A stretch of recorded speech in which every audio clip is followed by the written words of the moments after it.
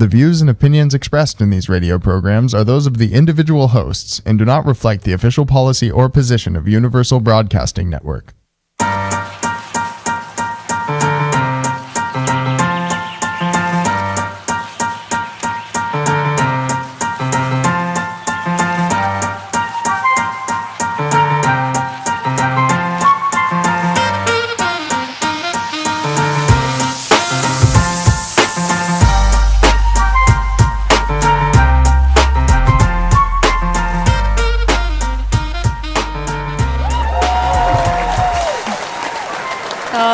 Hello, everybody. Hello, everybody. This is Dr. Judy of Dr. Judy WTF with the Freud, and thank you for tuning in. We have a very special guest tonight and a very intense topic. So I want to introduce my topic first, and then I will introduce my guest. The topic for tonight is suicide, homicide, and the effects on the family. And we have a doctor here, Dr. Barbara Pavlo, who happens to be a very, very dear friend of mine, and also is a police psychologist. Before she was a police psychologist, she also worked in the prison system. So I think Dr. Pavlo, Dr. Barbara, you have a lot of information on this topic. So this is a call-in show, everybody, so please feel free to call in, 323-843-2826. We are going to keep the call-ins very short. If you need more time with me or a team member at the Psychological Healing Center, you can always request a free consultation. And so with that said, we're going to keep the calls very pertinent to the topic: suicide, homicide, the effects on the family. Hello, Dr. Barbara Pavlo. It is We've been friends for a really long time, so it's really, really nice to have you on the show. It's very special. And other than friends, we're also colleagues, and we studied together for those exams, the PhDs and licensing exams. So it's nice to be here with you and share a wealth of information on a very, very morbid topic. And I think it's extra wonderful that you are here because you're such an expert in the field of relating to such trauma, such horrible news that families receive. And I know that oftentimes you interface with the families who then have to process horrible information, horrible news. And it must be really hard on your system to be the bearer of such horrendous news to a family, sometimes including children as well. So let's talk about homicide and suicide, and just in general, share a little bit about how often this occurs in society, why people commit suicide, what methodology they use to commit suicide, and then we'll also talk about homicide. You know, first of all, thank you very much for having me here. Pleasure. It's an honor and a pleasure Thanks. to be working alongside of you. We've certainly come a long way in our careers from Definitely. studying for our exams before we actually became doctors. And unfortunately, the subject matter that I've come to specialize in is pretty horrific, as you've said. Yeah. And, you know, I was going over some recent statistics, and it looks like there is a murder a minute a day, every minute. Every minute. Every minute. Is that in the United States or is Worldwide. this worldwide? A murder a minute. Does that include wars or you don't know? I don't know, but it's every 40 seconds there's a suicide. And, you know, how each family grieves is very dependent upon what their race is, what their ethnicity is, and more importantly, their religion. Okay. Certainly, and this is a whole nother topic, how do certain religions deal with certain crises? Okay. But, you know, for Americans, as we're talking here in the United States, it really is a shock, whether it is a suicide, whether it's a murder. It's something that's unexpected. And the survivor guilt for both is very different. Okay. In that when somebody commits suicide, I think people really feel responsible that they didn't recognize signs. Okay. And there are signs that we've talked about for suicide, for years, and not all of them apply. And certainly in my career, I've seen people that have given no signs. Normally we talk about hopelessness as one of the key signs that someone is going to commit suicide, because it's like there's nothing to look forward to. And how does that show up? How do you recognize hopelessness? What would the person be doing or saying or indicating? Well, hopelessness is really like, my life sucks. It's always sucked, and it's not going to get any better. There's no hope for the future. Okay. There's no venturing out to try anything new, to do something. It's kind of like that definition of insanity, doing the same thing over and over, expecting a different result. Okay. So it's unfortunate because people are critical of themselves for not recognizing signs. Now, there are some people that appear to be hopeful, and, they fool people, and they do commit suicide. And that is a shock to the family, especially if it depends on the relationship that you have with the individual who's suicide, but also under what circumstances. I mean, some suicides can be very gory. And if you walk in on that, it's horrible. And then you feel, unlike with a murder, you feel a rejection, a profound rejection, like, I was not enough. And, Wow. I know you do so much work with core issues. Yes. And a huge core issue is not being enough. Yes. So imagine somebody you love, whether it's a spouse, whether it's significant other, whether it's a child, and they commit suicide. The rejection is so profound. So profound. And abandonment. I want to bring in the mind map, because you and I are going to mind map this process. And so I just, if you don't mind, thank you so much. So the mind map is something that I created to originally to heal human disconnect, global disconnect, and so I've applied it as a model, psychological model that I use at the Psychological Healing Center. And so what we're talking here is about the top few panels represent the wounds of childhood, how we react to them, and how we encode them. And there are 5 wounds. There's neglect, there is smothering, which is underestimated, and then there is physical, verbal, and sexual abuse. And so with that said, we have reactions to these wounds, and then we encode them. And so what Dr. Barbara, should I call you Dr. Barbara or Dr. Pavlo? How do you like to be addressed? The only significance of Dr. Pavlo is they always want to salivate, as in Oh, Dr. yes. Ivan Pavlov's dog. So, Okay, you choose. you choose. Okay, how about Dr. Barbara? And then we'll salivate. You don't want later. to salivate. Okay. Okay, so I'm thinking that what's going on here is, as you brought up, because we do so much work around negative core beliefs, is this panel 3, which is that DNA strand, which is really our negative core belief, gets so triggered in such a traumatic event, and it creates the panels 4, 5, 6, which I refer to as the WTF, or the what the Freud, the breakdowns, the chaos, the defenses, and the breakdowns. So today we're talking really about panel number 6, which is implosions and explosions. The implosions being the suicide. That's where you have nowhere to turn. You're not projecting out. You're really dying within, and then ultimately imploding within. And then we'll talk about the homicides, which is on the other end of the spectrum, the explosions. So thank you.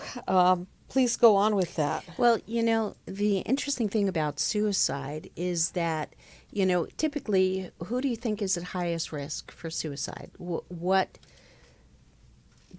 profile would you give that individual? Wow. I mean, without having refreshed my mind and having done massive research as you did for tonight's episode, thank you very much. I think that with all these YouTube episodes that I've done on borderline personality disorder, mood disorders, depression, and so on, I believe that people who go severely dysregulated and cannot seem to anchor their emotions just don't have bandwidth to deal, and so they will implode. Right. And the reason I asked you that question was, it was pretty astonishing. You know, I remember learning about this in graduate school, and not much has changed. It's the elderly white male. And elderly white male. Yeah. Interesting. Okay. And part of that is there's a lot of untreated depression or mistreated depression. But as you get older, your social, support either dies, more than likely dies. Literally gets ill, dies. literally dies. Yeah. And here these people are left by themselves. And women have more attempts, but men are more successful because men are not afraid to use a gun. Whereas, I mean, certainly women have committed suicide by gun, especially law enforcement. But the fact is that most men are more successful. So it's the elderly male, and what's very unfortunate, that's the 10th leading cause of death in the United States, suicide. What's the fourth leading death in the United States currently right now is young adolescent females between the age of 10 and 24. Okay. And I think social media has contributed, social media bullying. Which is a whole nother topic. Yes. And again, there's a lot of experimentation with adolescents, with drugs, alcohol, and whether or not it was an intended or accidental suicide, the results are the same. But I found that, disturbing that, in your older years, people are killing themselves because they're feeling hopeless. And then they're given diagnoses of chronic illness. And another reason suicide is more successful is because they may be underlyingly sick. So any interference with the body may cause death, whereas a healthier person may not die as easily. So speaking of human disconnect, I think you hit it right on the mark here. When you're older and you don't have a support system, and you don't have a wife or a partner or family or children around you, and that's why it's so important to really heal thyself, because people who tend to have defense mechanisms, like, for example, we talk a lot about the narcissistic defenses and the borderline defenses, and defending yourself by isolating, defending yourself by demeaning, devaluing, and destroying other people. You end up alone because you push people away. And so there you are in an old age home. Nobody's coming to visit you. I remember I worked at an old age home. It was really pathetic, and a lot of people would cry to me that their own children wouldn't come see them. And we know why in some cases, because they alienated these people. Yes. Right. So speaking of human disconnect, this is how and why, now I understand, the older white male and why do you think Caucasians over, let's say, Chinese, African American, Indian, and so on? Why? American Indian and Caucasians have the highest suicide rate. I'm not aware of why. I don't really have the answer to that. But going back to human disconnect, the fact is one of the most protective factors for any suicide at any age is social support. I can see that. Yeah. The more you are involved in other people's lives, the more a neighbor comes in and says, you have a cold, here's some chicken soup, or whatever they may do, you feel cared about. Absolutely. And it's a very difficult world to walk all by yourself. And I want to also talk about somatization, because depression is not only emotionally painful, but it gets into the bones. It hurts. It physically hurts. And so when you have emotional pain and then it translates into physical pain, and you don't have anybody there for you to even ask you, how are you okay, then the hopelessness, right? And then the feeling that you're not part of anything anymore, right? And I think it's a cumulative effect. People are depressed for a variety of reasons, some of which have been abandoned. Yes. Some just don't have any self-worth. And sometimes there is love there, but because of the lack of self-worth and self-esteem, they don't appreciate it, nor do they see it. Or even worse, they don't trust it. They don't let it in. That's really sad. Yes. But they don't let it in. So I want to get back to the effects on the family, because there are a lot of people listening tonight, and I'm sure, because we are an international show, we have a wonderful audience of people all over the world, from Australia, Canada, Thailand, Greece, Spain. I'm just so delighted at the privilege that I have to work with so many people of so many different cultures and religions, backgrounds. So, okay, so somebody in your family commits suicide. So go back to survivor guilt and the shock and the grief and how to cope with this. Well, the other thing too is with suicide in certain cultures, certainly in the American culture, there's stigma. Mm-hmm. You know, Mm-hmm. what's wrong with that person? There's an embarrassment. There's shame. And that's huge to deal with, you know, shame, not only for yourself, but for your family. And oftentimes people that have family members that committed suicide lie.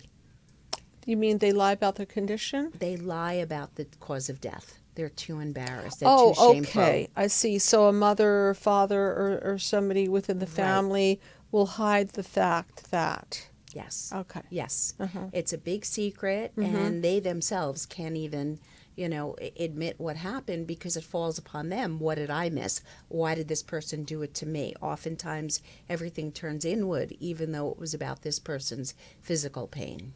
And so I know that there are various grief groups out Yes. there, and do you think it would be helpful if there were more specific grief groups? For example, grief groups of parents whose children commit suicide They have versus they do. They do. I love it. Which love it. Okay.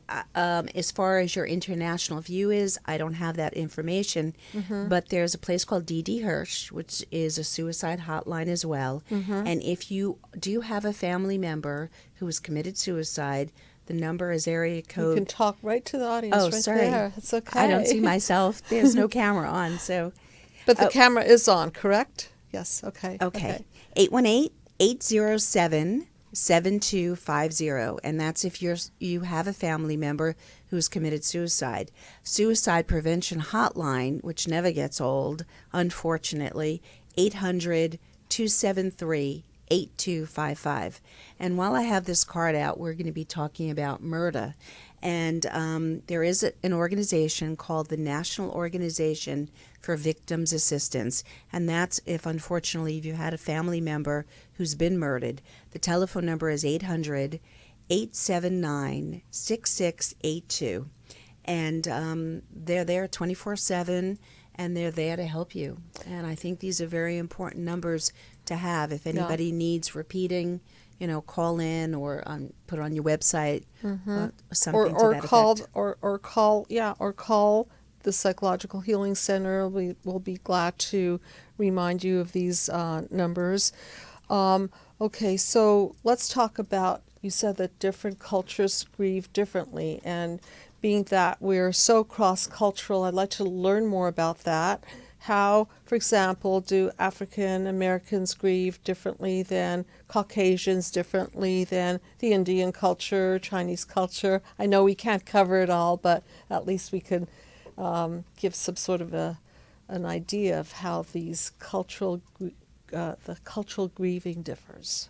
Well, I think that's a topic for another show, and I'd love to be a guest again. I'd love you to come back. We'll do it. That will definitely be another show. Okay. Because I think it's so specific, and I think religion, spirituality, and the belief of God, and whomever you believe God to be, whether it's a higher power, whether it's Buddha, Jesus, no matter Moses, whoever you believe God to be, comes into play. Just a quick question, and again, this is a call-in show, and I know we're on a roll here with so much information. So if you have a specific question, or if you'd like to share what you've gone through and ask Dr. Barbara a question, please do. 323-843-2826.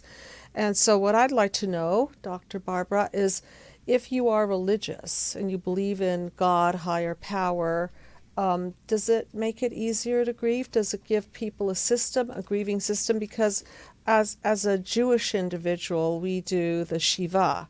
So the body's buried immediately, and then family members gather. So we've got the community and support. And then we have the 7 days of grieving. And then the 1 month of really not not engaging in celebrations and so on, and then it's up to a year of grief. So do you think having it structured that way helps people through this process? From my experience, people that believe in God have a much easier time accepting the inevitable. Okay. The inevitable is everybody, no one's going to make it out alive, but it's very unfortunate that many of us are cut short through our life, whether if it's our own volition, through a suicide, or through a murder. And people that do have a belief system are able to understand that this needed to happen for whatever reason they believe, and they're able to let go more so than people that don't have a strong belief system. And usually people that have a strong support system are in an environment where there's many people that think like them, so their ideas are supported, they're not isolated. And I think that helps. You know, whenever a tragedy occurs, people always are, what do you say, what do you do? And What do you say? Please help out. I think one of the worst things that you can say, and people mean well, nobody, is going to somebody because they mean harm, but one of the worst things to say is, oh, they're in a better place. Or, now you don't have to take care of them 24/7. If the person was, dying of an illness and you were a caretaker. I mean, all you could really do is be present. I think one of the worst things that people do is try to fix the problem, and it's an unfixable problem. That's right. You can't undo it. And I think going back into the talking about, he committed suicide, he was disturbed, and he's tried before, and now he's out of pain. How do you know? And nobody wants to hear that. No. What people are looking for is for you to be with them in the moment. There a warden in 1991,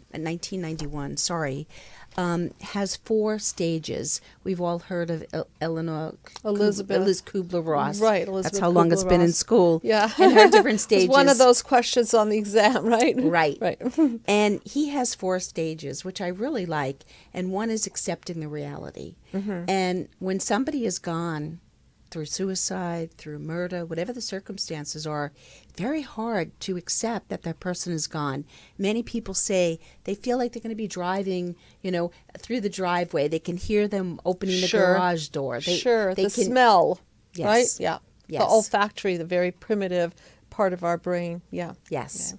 The other part is acknowledge and experience the pain. And as human beings, we're so afraid to experience the pain. We'll do anything. We'll drink. We'll take drugs. We'll run ourselves until we can't breathe anymore. Right. Dance. Just do Right. something not to feel the pain.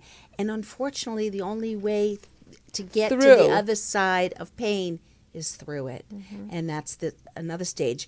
And adjust to life without the loved one. If the loved one did certain things, then you need to start a different life. You need to, and this takes time. It's so much easier said than done. These 4 stages I'm rattling off like, no emotional context. Yeah. But it's a huge thing to do. Just accepting the reality could take months. Yeah. People also, you should be over this by now. Hasn't it been? Not good to say. No. Grief is something that I believe will last a lifetime. The only thing that changes is the impact it has on you. Sure. At first, it's crippling, and it gets less than crippling, and you can continue to have your life. And the 4th stage here is emotionally relocating the deceased one. And what that means is that deceased one is always going to be in your heart. You love that person, but there's so much guilt. What's going to happen if I go on with my life? You feel disloyal.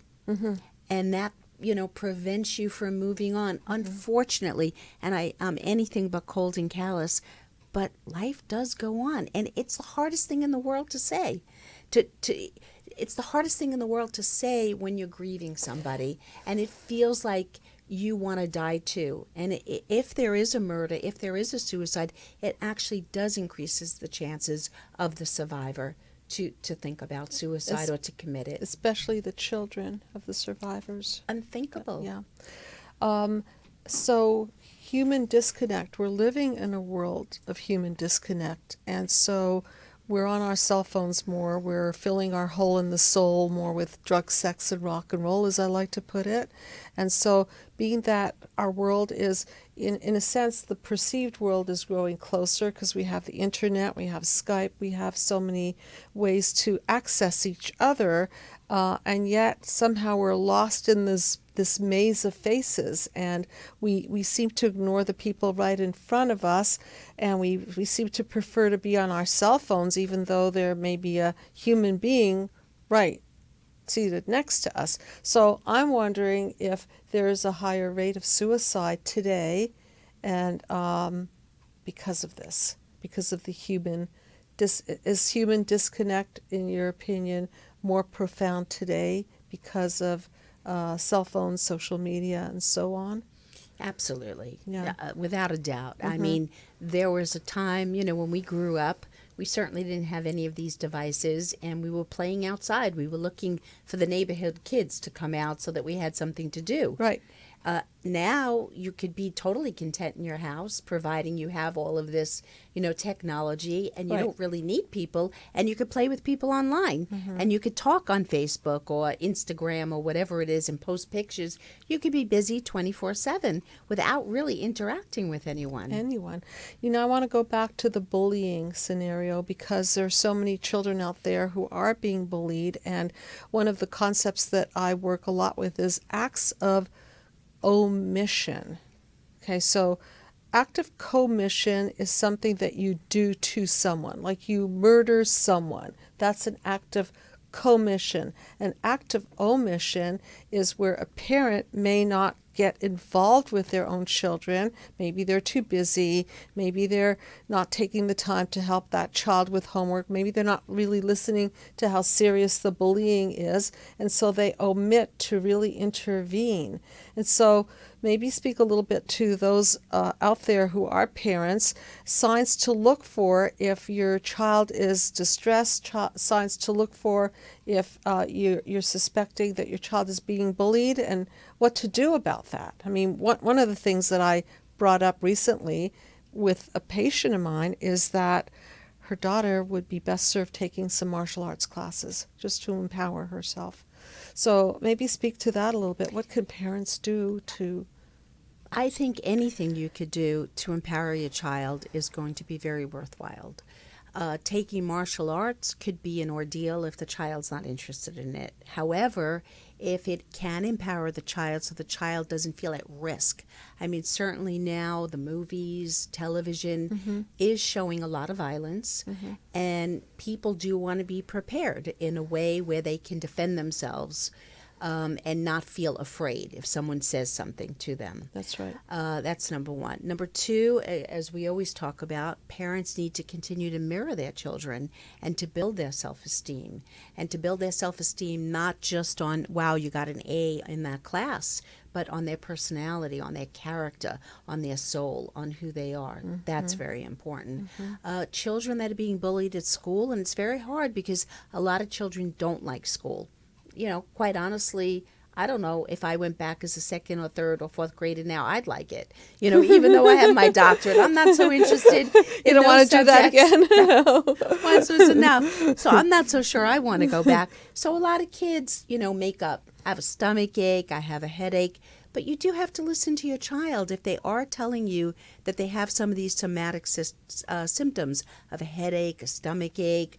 Something might be going on at school. Right, if they don't want to go to school, Right. if they start complaining about other people hurting their feelings. And so, again, because we've done so many shows on defense mechanisms and lack of empathy, it's so important to step into the shoes of your children, because one of the disconnects is when the parents can't feel for their children, and they basically blow off the problem. And so they may minimalize something that's really, really significant.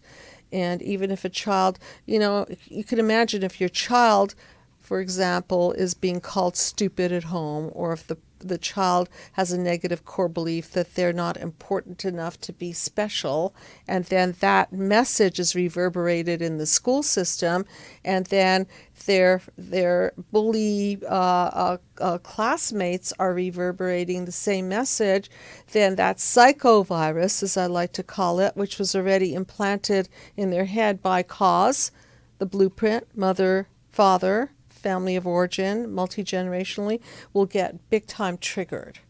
Absolutely, and it's up to the parents to have conversations with their children, and it can't be how we're school, because what's a child going to say? Good. Not enough. Good. Right. Good. Okay. Nothing. You can't ask, closed-end questions. You really do have to ask open-end questions. And parents... What's that sound like so people can know? Right. An open-end question is, you had math class today. What happened in there? Or what happened during lunch? Were you able to talk to some new people today? That's a yes and no, so that's not a good one. Okay. Corrected myself. Something like what happened, who, just big questions so that they could answer it. And then you could tell by how they interface with you whether or not they're being honest or whether or not they're hiding something. Okay. Sometimes children actually do have bruises. They get pushed, they get shoved. When we're talking about this violence, look what just happened in Parkland, Florida yesterday. Yeah, The mass shooting. I mean, what is happening in this world? Absolutely unbelievable that somebody would do things like that. I think we have something like 18 active shooters since the beginning of the year. This is February 15th, and we've had 18 already. And I think they instigate each other so that, that group think, that mass think, I think that's a part of it. And the other thing that I wanted to say about that is that these people who commit suicide, they're imploders. So what does that mean? And I know my audience is very psychoeducated now, so think about it. These kids may be people pleasers. They may be very shut down. They may not feel that they have a voice. And so people who implode tend not to express too well. And so this implosion builds up, and they can't really tell the truth about their feelings, or they don't feel that they're safe to tell their mother or father or their teacher or talk back to the students. And then it becomes a build-up. They don't know what to do with the feelings. Maybe they'll try self-medicating, and that doesn't work. And maybe some of them will try cutting themselves and try to dissipate some of the emotional pain and convert it to physical pain. And they'll try this and that, and then at the end of that game, it doesn't work anymore, and then they off themselves. And I think a mistake that some parents do, and I don't believe it's intentional, is judge their children. And very painful when you have those core beliefs that you're not enough, you're not doing it right, and then you're hearing a judgment from the parents. And parents, sometimes have to work more than one job. They're exhausted. Being a parent in of itself is exhausting. There's another show, being a parent. But it's exhausting to be a parent and then to have to go out into work and drive in this California traffic. I don't know what it's like all over the world, but California is famous for its traffic. It's exhausting. And then to come home. So parents are often impatient with their children. And impatience can be looked at as, you don't care enough about me. You don't love me, and it feeds that core belief.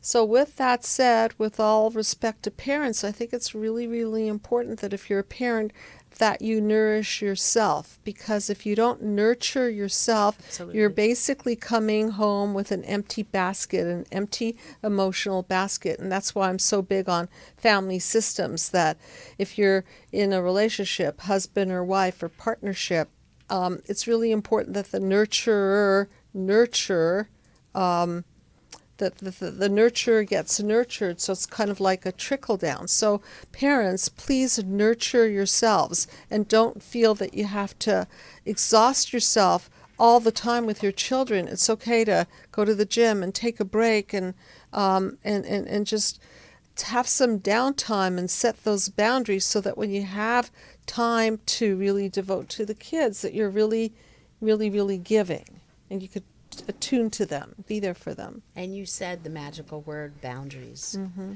You know, some parents overcompensate because they feel so exhausted, and giving a child $100, that's not going to do it. They want you. They don't want the money. Yes. So, and it's very hard to give of yourself if you have an empty basket. So I want to dedicate some time to family survivors of a family member was murdered, and I want to get into that because I know that being that one person a minute is murdered. No. Is it? Yeah. One per minute. So we've been on the show for almost 36 minutes. Do you realize that while we've been talking, this is a reality? 36 people have died. No, more, much more, because of the suicides as well. Every 40 seconds. Right, every 40 seconds. So let's talk about that. Murder, effects of murder on the family. Your family member, and you just found out that your husband, your wife, your lover, your child, your best friend, co-worker has been murdered.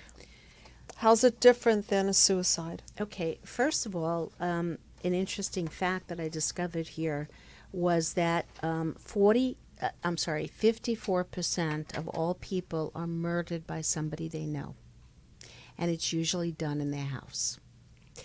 And passion crimes. It usually a crime of passion, a love triangle. Okay. It could be gang related, robbery, drug deal, any of the above. Okay. And unlike a suicide, what families have to go through oftentimes is the court system, the judicial system, because if there's a murder, there's going to be an investigation. So they're being interrogated at first because they want to rule out suspects. So that's the first thing. So not only are you grieving this horrible, horrendous situation, but you yourself. And it's correct because I'm telling you, 55% are murdered by someone they know. So it makes sense that they would interrogate the people closest to the person murdered. So now not only are you grieving, but now you're a potential suspect. That's correct. Right. That's correct. Also, you may have to deal with the media, depending on what happened. I mean, a lot of these murders, depending on who the person is, especially if you're famous, you're always dealing with the media. Nothing is kept a secret. So it's a constant reminder of what happened. The other thing that research suggests is that some of your support system doesn't want to be there for you because you're a reminder that this could happen. It's scary for them. Or they're scared of who done it to that person, and that now you're a target for this kind of action, and they don't want to be around you. So, question to you: do you think that people who are family members that have a family member that's murdered are less likely to receive support than people whose family members committed suicide? I really couldn't say because there's so many finite information that needs to be included before you can make that decision, before I could really answer it. But what I will tell you is that families where they have a family member who's been murdered are angry. They have a perpetrator to be angry at. Okay. Whereas people that are survivors of suicide, where a family member has suicide, are actually angry at the person who committed suicide. And also themselves. And themselves, correct. Very interesting. So the target is different. The target is different. Yeah, so the anger and the grief is really considerably different. And then maybe a little bit more about the different forms of murder. If someone is, let's say, shot versus if someone is murdered by overdose. Before I get to that, what I wanted to say too is with families that are surviving a murder, there's a feeling very unsafe. Okay. That they have been perpetrated. They have. Yes. Whereas with suicide, they don't have that. And the other thing is their world is really shattered. Another big difference is a person whose family member was killed is seeking revenge. Wow. Okay. So now they're potential murderers Yes. as well. Yes. Okay. And we've So they've been seen set up. The dominoes have been stacked. Right. It's very hard to contain yourself if somebody killed somebody that you love and you know who that person is. Sure. I mean, we just get angry if someone cuts us off on the freeway. Yeah. You know, Right. imagine something like that. Right. So it's a huge, huge difference in that way, and it makes it very difficult.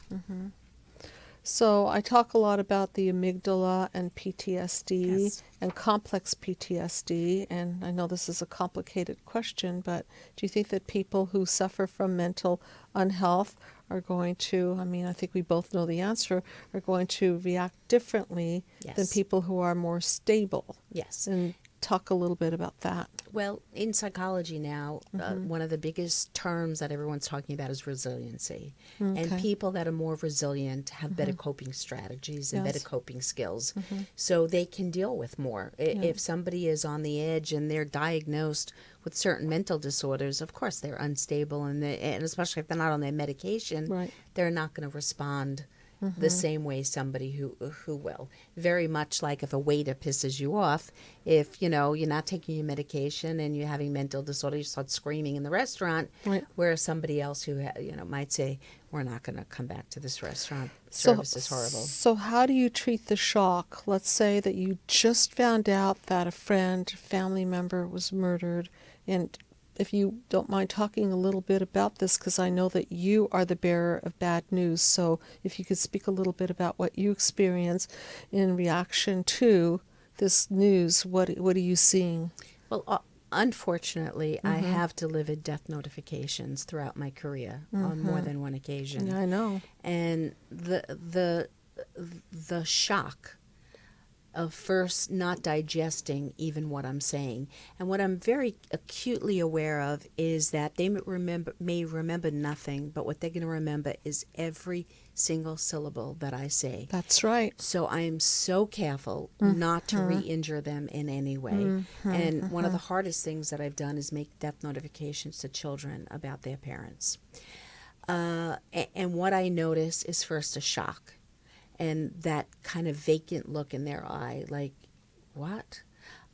Many people, before you even say anything, why would I be there? And police They officers, already know. They already know. Right. And I've had a mother whose son was killed fall down and faint. Sure. And I mean, there are so many bodily reactions. We all know when we're stressed, we could get sweaty palms, palpitations. And if you have any underlying health conditions, certainly the news could kill you. Sure. That's happened as well. Sure. So first there's shock, and of course there's anger. There's a tremendous amount of anger and self-blame, and that's just the beginning. That's the initial few moments of all of those emotions. And then afterwards, as people stop coming by, the funeral keeps people very busy, and afterwards, but then when it gets quiet again, That's hard. that's the hardest part. Yes. Because they're wishing, and they almost go into like, just wishing that person would be back and start bargaining. And that's a Yes. little bit of Kubler-Ross, of why did this have to happen? If I do this, could this happen? And, the thing about grief is, as I said before, it just doesn't end. There's no beginning, middle, and end. It's not like you go to get your hair cut and you go in and you say, okay, I come in, my hair's to here, I come out, it's to here. Right. You can't tell because there is an acceptance phase of, okay, this happened, I'm going to do the best I can to go on. And then all of a sudden, the next thing you know is you're crying hysterically like it just happened and you don't even know what the trigger was. And how often does it happen that the person is so angry that they get so activated that they themselves either kill themselves or they go out and kill somebody else? What do you see around that? I have not seen that. You at have all. not seen that. Okay. No, but okay. statistics suggest that it does happen, Okay. but I don't think it's as common as we may think. And earlier on, you asked me the most common method. And I want to hear about that. Yeah. The most common method for men is firearms. And they're usually obviously self-inflicted. And the second most common one is hanging. Really? For men? No, for women as well. Okay. And overdose. Something that, I read was women don't use firearms because of vanity reasons. And they choose to overdose in some way, so they might just look like they're sleeping. So you just have to think of the place that these people are in to have to feel that the only solution is to end your life. It's a horrible place to be, and that's why I gave those numbers earlier. If you have any thoughts of that, please reach out. There are people listening, wanting to hear you. And sometimes people don't understand how humanly disconnected you might be feeling. And so it's so important that you don't implode. It's so important that you don't explode. It's so important that you express yourself. And we usually have call-ins, but I think there's just been so much material, and I'm imagining that the audience is really listening and taking this in. Have we had any call-ins today? No call-ins. Okay, so if there's anybody that would like to ask a question at this time, we're about ready to shrink our tune, and so please do call in if you like. This is an opportunity for you to ask a question of Dr. Barbara, 323-843-2826. I think there was a question. Somebody asked, how's a core belief changed, and is it possible to change? Okay, so a core belief, I'll answer this question, is based on a lie that you interpret because your family of origin, mother, father, so on, put that, I call it a psychovirus in your head. A psychovirus like you're stupid, or you're not significant, or you shouldn't have been born. You don't change a core belief. You identify the lie, and then you reprocess it back to the cause, which is always the blueprint, which is always your family origin. So you don't take sticky affirmation notes and put it all over your head or your board and say, no, I'm not stupid. No, I'm not unlovable. You shine the truth light, literally, on the lie of the core belief, and then you reprocess the feelings around the anger around the person who created that core belief and left you infected with it. So I hope that answers the question. It is so vital that we work on ourselves, because all of these suicides, homicides can be prevented. And we do have a call-in. So, hi, you are on the couch. What is your name, please?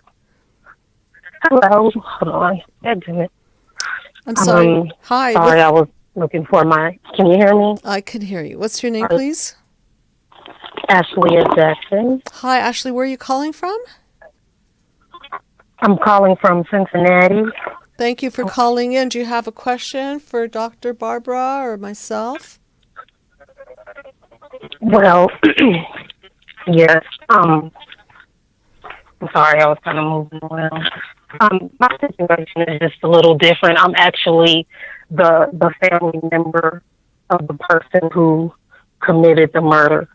I see. And okay. So I end up having to move out of town because of, the horrible backlash that came with it.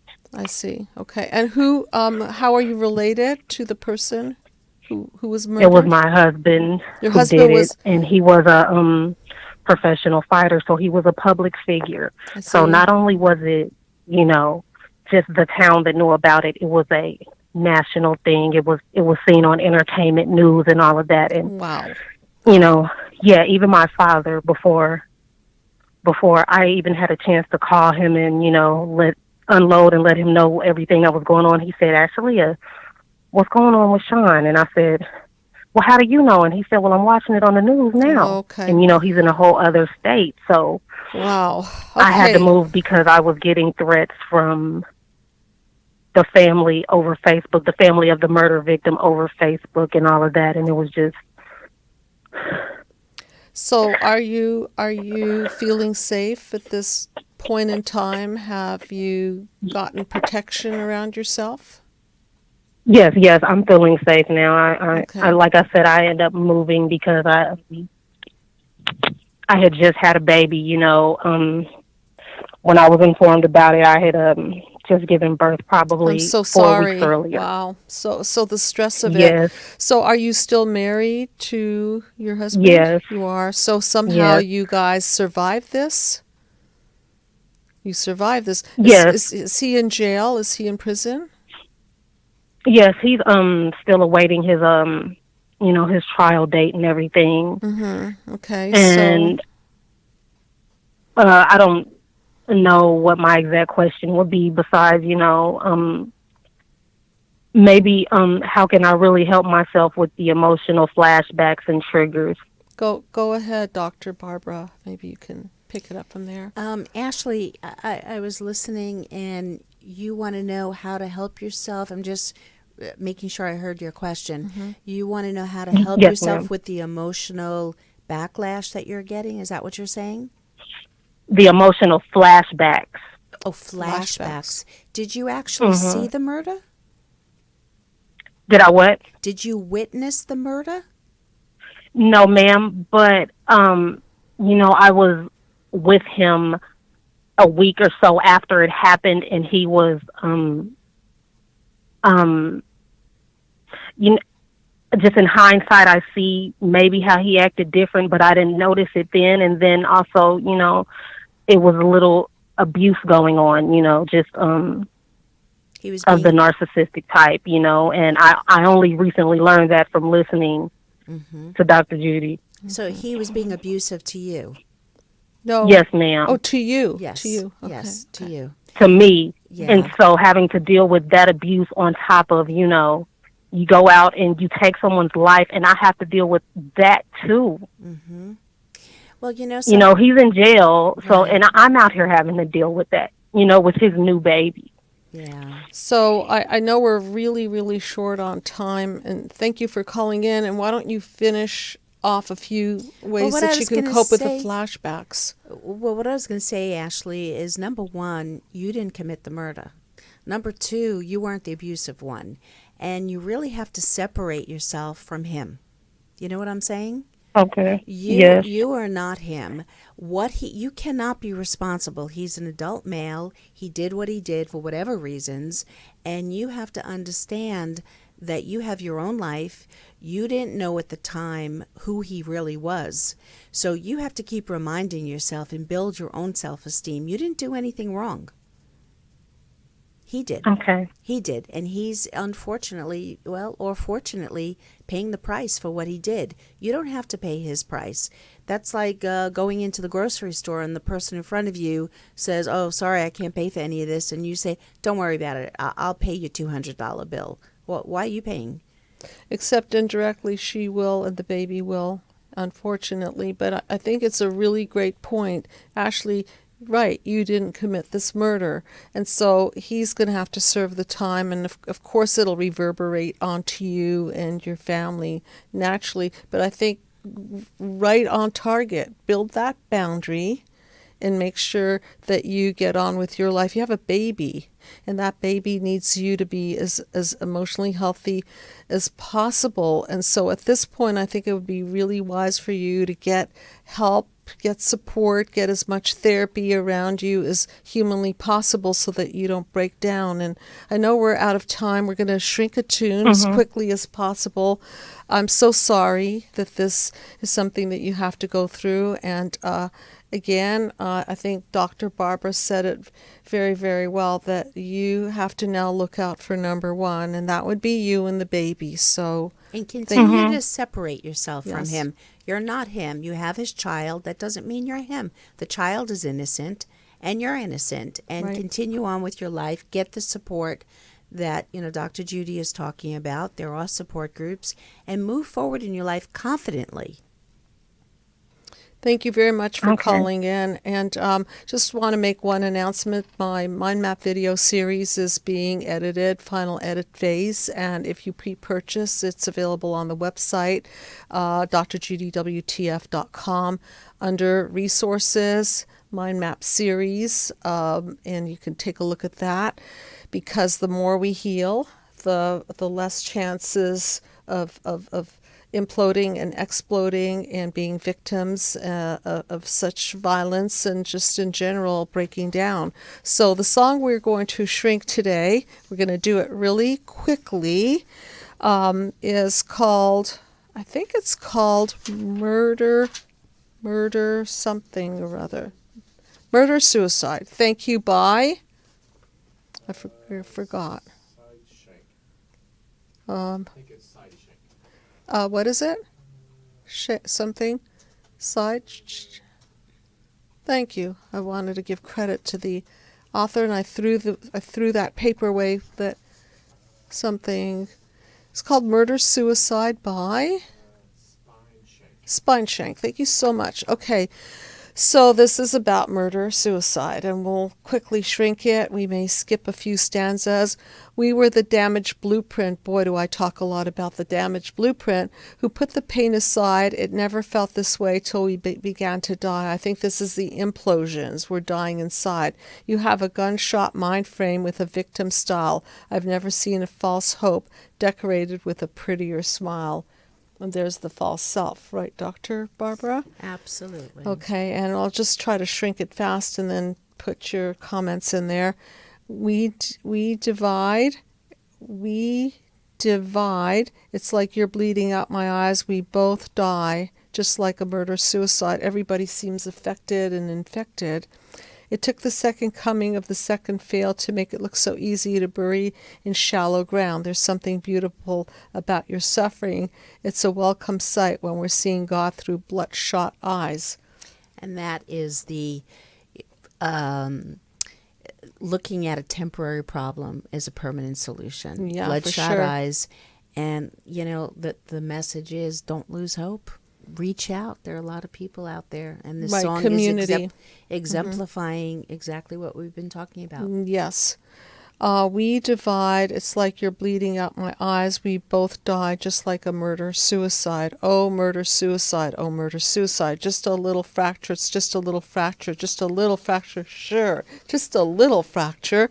Or a clean break. It seems you want to heal all your own. You never reject the demons all alone. It looks like we have found a way to die, but alone, hoping for Savior. But we're beyond God. Leave me where I fall. You decide. Done. Needed an escape route from which we flee. Punishment upon us. We will die alone. We divide. It's like you're bleeding out my eyes. We both die, just like murder, suicide. And I think We Both Die also talks to the families that are left, both in a suicide and a murder. A murder is not intentional, whereas a suicide is intentional. And either way, there's so many people that suffer as a result of a suicide. And I think that we all die a little bit. Maybe we don't die physically, but when our heart dies and this human disconnect, there's nothing more disconnecting than a murder and a suicide. And then we will definitely have you back on air. This has been very, very informative, interesting, and of course, because we're such great friends and colleagues, it makes it really easy to talk and co-create the conversation. So thank you so very much.